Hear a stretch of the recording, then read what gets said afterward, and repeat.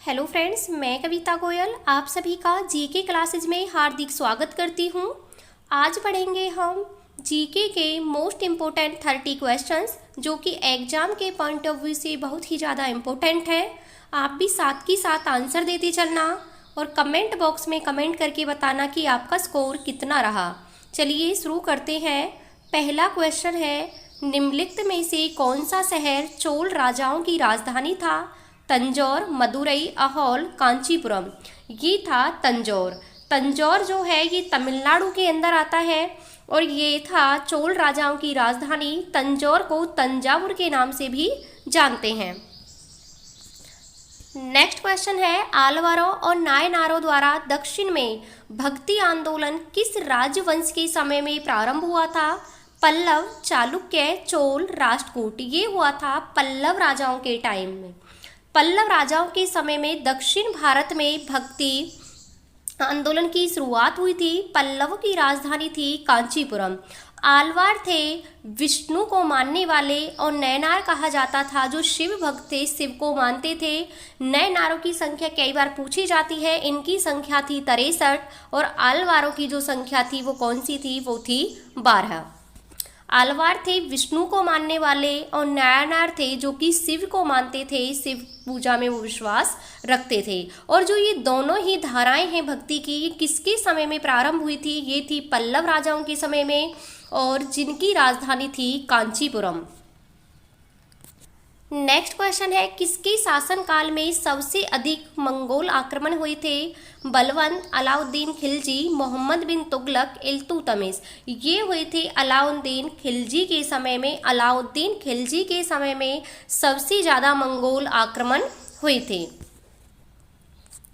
Next question है, हिंदू शाही राज्य की राजधानी थी ओहिंद या वहिंद? कालिंजर, अजमेर, कानपुर। ये थी ओहिंद। ओहिंद को वहिंद भी कहा जाता है और इसका एक और नाम था उदय भांडपुर। अगर ये ऑप्शन में नहीं मिलता है तो इसका आंसर होगा उदय भांडपुर। हिंदू शाही राज्य की राजधानी थी उदय भांडपुर, ओहिंद या फिर वहिंद। नेक्स्ट क्वेश्चन है, पंजाब के हिंदू शाही राजवंश को किसने स्थापित किया था? वसुमित्र, कल्लर, जयपाल, विजयपाल। ये किया था कल्लर ने। पंजाब का जो हिंदू शाही राजवंश था उसके संस्थापक थे कल्लर। नेक्स्ट क्वेश्चन है, निम्नलिखित में से किसे कुछ विचारकों ने प्रच्छन्न बोध की संज्ञा दी है? शंकराचार्य, वल्लभाचार्य, रामानुजाचार्य, चैतन्य। ये दी थी शंकराचार्य को। शंकराचार्य को कुछ विचारकों ने प्रच्छन्न बोध की संज्ञा दी थी क्योंकि ये द्वैतवाद के क्या थे? समर्थक थे। नेक्स्ट क्वेश्चन है, आलसियों का मूल मत अजगर करे ना चाकरी, पंछी करे ना काम की रचयिता कौन है? मलूकदास, कबीरदास, सूरदास, दादू दयाल। ये तो इसकी जो रचयिता थे ये है मलूकदास। ये आपने दोहा भी सुना होगा कि अजगर करे ना चाकरी, पंछी करे ना काम, दास मलूका कह गए सबके दाता राम। तो ये किसने कहा था? ये कहा था मलूकदास ने। ये बार बार पूछे गया है कि इन पंक्तियों को किसने रचा था? तो रचा था मलूकदास ने। नेक्स्ट क्वेश्चन है, महात्मा गांधी के प्रिय भजन वैष्णव जन तो तेने कहिए जो पीर पराई जाने रे की रचयिता कौन है? ये क्वेश्चन भी कई बार रिपीट हो चुका है एचएससी एग्जाम में भी और एसएससी एग्जाम में भी। दोनों एग्जाम में कई बार ये क्वेश्चन रिपीट हुआ है कि महात्मा गांधी के प्रिय भजन वैष्णव जन तो तेने कहिए जो पीर पराई जाने रे की रचयिता कौन है? इसकी रचयिता है नरसिंह मेहता। नरसिंह मेहता ने इसको रचा था। नेक्स्ट क्वेश्चन है, वर्ष 1906 में मुंबई में दलित वर्ग मिशन समाज की स्थापना किसने की थी? वी.आर. सिंधे, महात्मा गांधी, भीमराव अंबेडकर, बाल गंगाधर तिलक। ये की थी वी.आर. सिंधे ने। किसकी स्थापना की थी? दलित वर्ग मिशन की स्थापना कब हुई थी? 1906 में। और कहाँ हुई थी? मुंबई में। क्वेश्चन कई तरीके से पूछा जाता है। पहला क्वेश्चन ये बनता है कि दलित वर्ग मिशन की स्थापना कब हुई? 1906 में। कहाँ हुई? मुंबई में। किसने की? वी.आर. सिंधे ने की थी। नेक्स्ट क्वेश्चन है, बिरसा मुंडा किसके पक्ष में थे? झारखंड, छत्तीसगढ़, उत्तराखंड इनमें से कोई नहीं। ये थे झारखंड के पक्ष में। बिरसा जो मुंडा थे उनका उस टाइम का जो कार्य क्षेत्र था वो था छोटा नागपुर का पठार। उस टाइम वो झारखंड के पक्ष में थे, इसीलिए उनके जन्म दिवस पर 15 नवंबर 2000 को झारखंड की स्थापना की गई थी। बिरसा मुंडा ने अंग्रेजों के खिलाफ आंदोलन जारी किया था। उन्हें 2 साल की जेल की सजा भी हुई थी और 1900 में उनकी मौत हो जाती है हैजा लगने के कारण। और इनका जो झंडा था वो सफ़ेद रंग का था। कई बार पूछा जाता है कि जो बिरसा मुंडा का झंडा था वो किस रंग का था, तो वो सफ़ेद रंग का था, जिसे वो शांति का प्रतीक मानते थे। नेक्स्ट क्वेश्चन है, भारतीय राष्ट्रीय कांग्रेस के साथ इंडियन एसोसिएशन का विलय कब हुआ? 1885, 1887, 1886, 1888। इसका जो राइट आंसर होगा वो होगा ऑप्शन सी 1886। इंडियन एसोसिएशन का विलय 1886 में हुआ था, जब कांग्रेस का दूसरा अधिवेशन हुआ था। सेकंड अधिवेशन में क्या है, इंडियन एसोसिएशन का विलय कर दिया गया था। इसे किसने बनाया था? सुरेंद्रनाथ बैनर्जी ने। और कांग्रेस की स्थापना हुई थी 1885 में। किसने की थी? कांग्रेस की स्थापना की थी एओ हुयोम ने। नेक्स्ट क्वेश्चन है, निम्नलिखित में से कौन सी कीर्ति रविंद्रनाथ टैगोर की नहीं है? चित्रा, चित्रगंधा, कपाल कुंडला, द कोर्ट डांसर। इसका जो राइट आंसर है वो है ऑप्शन सी कपाल कुंडला। कपाल जो कुंडला है वो रविंद्रनाथ टैगोर की नहीं है, बाकी चित्रगंधा और द कोर्ट डांसर ये किसकी हैं? ये रविंद्रनाथ टैगोर की हैं। रविंद्रनाथ टैगोर को ही पहला नोबेल पुरस्कार दिया गया था गीतांजलि के लिए। नेक्स्ट क्वेश्चन है, रंगोली भारत के किस क्षेत्र के प्रमुख एक कला है? राजस्थान, महाराष्ट्र, गुजरात। ये है महाराष्ट्र की। महाराष्ट्र में लोग अपने आंगन में बुरी शक्तियों से बचने के लिए, उनका प्रभाव कम करने के लिए रंगोली का निर्माण करते हैं। अपने आंगन में रंगोली बनाते हैं। वहाँ ऐसी परंपरा है कि हम अपने आंगन में रंगोली बनाएंगे तो जो बुरी आत्माएं होती हैं उनका प्रभाव कम होगा। तो ये सबसे ज़्यादा कहाँ बनाई जाती है? ये बनाई जाती है महाराष्ट्र के अंदर। नेक्स्ट क्वेश्चन है, किस शास्त्रीय नृत्य में मुखौटा का प्रयोग किया जाता है? कथकली, कथक, मणिपुरी, भरतनाट्यम। इसका जो राइट आंसर होगा ये होगा ऑप्शन ए कथकली। कथकली में मुखौटा का प्रयोग किया जाता है। एक शास्त्रीय नृत्य है यानी कि क्लासिकल डांस है। और कहाँ का है? ये है केरल का। कथकली और मोहिनी अट्टम दोनों ही शास्त्रीय नृत्य कहाँ के हैं? ये हैं केरल के। कथक है उत्तर भारत का, मणिपुरी है मणिपुर का, भरतनाट्यम है तमिलनाडु का, ओडिसी है उड़ीसा का और सत्रिया है असम का, कुचिपुड़ी है आंध्र प्रदेश का। तो कौन सा शास्त्रीय नृत्य है जिसमें मुखौटा का प्रयोग किया जाता है? ये है कथकली। नेक्स्ट क्वेश्चन है, केरल की राजा रवि वर्मा किसके लिए प्रसिद्ध है? चित्रकारी, गायन, नृत्य, लेखन। ये है चित्रकारी के लिए। केरल के जो राजा हैं रवि वर्मा, इनका नाम है रवि वर्मा। ये केरल से बिलोंग करते हैं और ये किसके लिए प्रसिद्ध है? ये चित्रकारी के लिए प्रसिद्ध है। नेक्स्ट क्वेश्चन है, चित्रकला की मुगल शैली का प्रारंभ किया गया था अकबर, हुमायूं, जहांगीर, शाहजहां। ये किया गया था हुमायूं के शासनकाल में। हुमायूं के द्वारा चित्रकला की मुगल शैली का प्रारंभ। नेक्स्ट क्वेश्चन है, दिल्ली सल्तनत में कृषि पर लगने वाले कर को क्या कहा जाता था? खम्स, जकात, खराज, जजिया। इसे कहा जाता था खराज। ये उपज का 1/2 यानी कि 50% लिया जाता था। ये उपज का 50% था और खराज था इसका नाम। खम्स था लूट का जो माल होता था उस पर जो टैक्स लगता था उसे खम्स कहते थे। और जजिया था एक धार्मिक कर जिसे कि ब्राह्मणों से नहीं, जिसे गैर मुस्लिमों से लिया जाता था, यानी कि हिंदुओं से लिया जाता था। कौन सा कर? जजिया कर। जजिया कर की शुरुआत सबसे पहले मोहम्मद बिन कासिम ने की थी, लेकिन उस समय इसने ब्राह्मणों पर ये कर नहीं लगाया था, बाकी हिंदुओं पर लगाया था।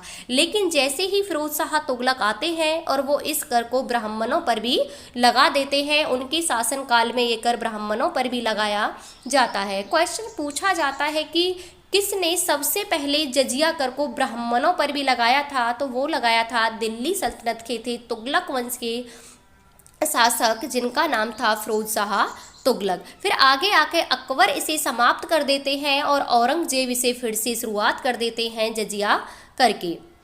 और ये एक धार्मिक कर था जो हिंदुओं से लिया जाता था। तो कृषि पर लगने वाला कर कौन सा है? वो है खराज, जो कि उपज का 1/2 यानी कि 50% लिया जाता था। नेक्स्ट क्वेश्चन है, जब द्रवित मैग्मा ठंडा होकर ठोस हो जाता है तब इस तरह की बनी शैल को क्या कहते हैं?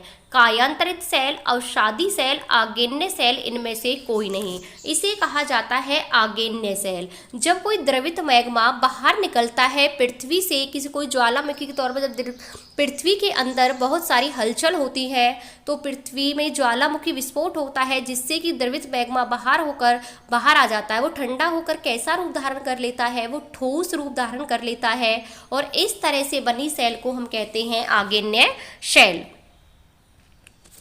नेक्स्ट क्वेश्चन है, किस प्रकार के वन प्रदेश को विश्व का फलो उद्यान कहते हैं?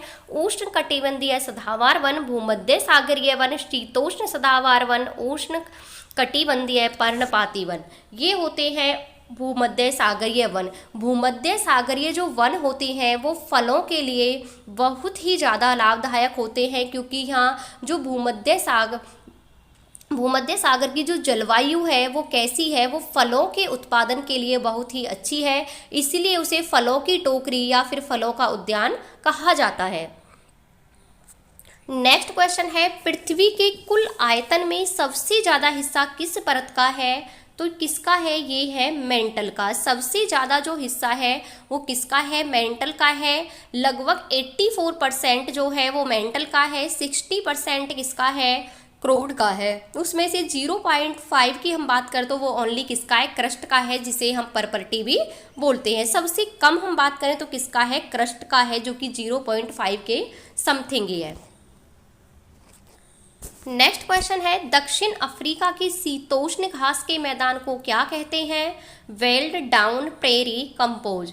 ये कहते हैं वेल्ड। दक्षिण अफ्रीका की शीतोष्ण घास स्थल को वेल्ड कहा जाता है। अगर यहीं पर आपसे उष्ण कटिबंधीय घास के मैदान पूछ लिया जाए तो उसे कहते हैं सवाना।